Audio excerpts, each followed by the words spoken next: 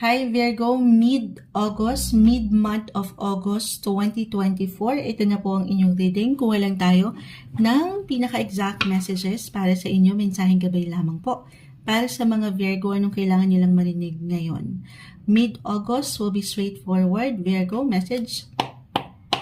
Anong kailangan marinig ng mga Virgo mid-August po? 2024, may umangat na. Mid-August. Virgo, mid-August 2024. Okay, ito na. Ayan. Okay, isa-isahin natin. The Ten of Swords ay narito. Sige, pagtabi na natin yung 10 and 4 of Swords, the 8 of Wands, and the King of Cups. Virgo, mid-August, I will be straightforward and honest. Hindi ko ito tatamisan, pero naway wag pong lalaliman. Yung unang nakita ko na dito ay yung pagkapagod. Hindi po isang medical advisor ang Moonchild, pero it could be physically, mentally, emotionally, or even kaakibat dito ang finances. Nakakapagod naman talaga ang buhay, lalo pa kung maharap tayo sa ilang difficulty, yung patuloy na obligasyon, responsibilidad sa trabaho. 10, House of Career ito pagdating sa astrology. So, ano yung pinaka-message natin nakita-kita mo dito, nakahiga siya. Tayo po ay live sa FB, babalikan ko kayo guys. Ito, nakahiga siya. Isang reminder na okay lang ang magpahinga, Virgo. Rest your mind, your body, and your soul. Lalo pa kung mag-apply na sandali.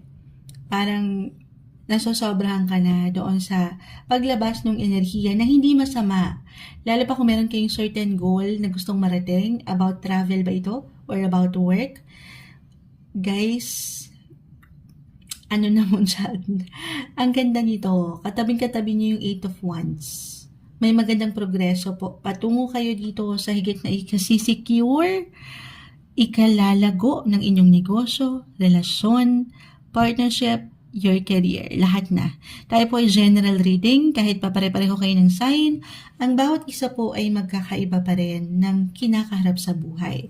Depende na ito. Okay? Just only take what resonate.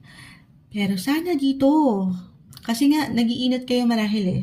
I mean, lalo kung meron tayong nakikita eh. Meron tayong na-vision na tayo 6 months or a year from now. So, nanlalaban. Nagpo-push.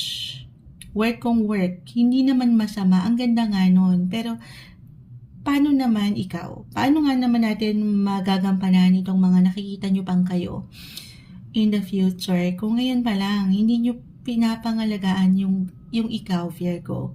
So, make sure to listen to your body. Sa pagkakataong ito, tanging kayo lamang po ang higit na makapagsasabi. If this is about your relationship, kung meron kayong ilang ilang pain. Kita mo, 10 of Swords, hindi ito madali. May 10 espada na nakadagan sa kanya. Physically, mentally, draining yung energy. So, take it easy. Don't be too hard sa yung sarili. Recharge. It's okay to pause. It's okay not to be okay, Virgo. Minsan kailangan lang din natin i-allow yung sarili natin na maramdaman yung dapat maramdaman. Kumbaga, pahinga lang din. And then, laban ulit. Okay? At itong patuloy niyong pinupush sa buhay, yan po ay hindi nababaliwala. King of Cups, reversal yung energy natin every time. Kung ito po ay may patungkol sa trabaho, okay, I feel dito na meron good news. Balance. Good news na parating sa inyo anytime soon. Mid-August yung ating hiningi. Gumagalaw ang ating camera, pero maaaring ito ay yung boss or a client, someone higher ups, VIP, may good news na parating. Na maaaring ito hindi kailangan mag-apply po agad. Pero may balita kayong pwedeng marating, matanggap, na may kaugnayan sa travel or buhay karera. I-claim na natin yan ngayon pa lang. Lalo pat ito nakita ko na yung pagkapagod nyo yung energy nyo na hindi madali. Ayan na, yung hinihintay natin magandang bunga patuloy kayong namumunga, Virgo. Dahil nga patuloy lang din kayong nalalaban sa buhay. Okay, biglang na low bat yung energy ni Moonshot kasi ito kita mo naman, hindi madali. Okay, so pakiramdaman din po ninyo ang inyong mga sarili. Okay, ano pa bang ma-add natin dito, Virgo? Itong travel, it doesn't matter kung ito po ay long distance or short distance travel for some of you. Relationship-wise, nakapag-add na ba ako? Ito nga lalo pa kung nasa LDR ang ilan, long distance relationship.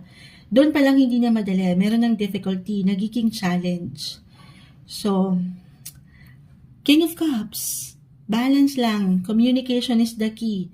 Ang mga bagay-bagay naman ay napag-uusapan, sabi nga nila, may dadaan sa mabuting usapan. Pero kung hindi nyo talaga maharap pa yung isa't isa ngayon, ayan, kagaya nung iniwan ko, pahinga lang din pag may time. Palamig muna kayo. Patuloy na maging flexible and adaptable sa sitwasyon, buhay, trabaho man, or karera. Ano pa? Uulitin ko, i-claim na natin yung magandang posibilidad. Good news ang paratingin mid-August, August 2024 para sa inyo, Virgo.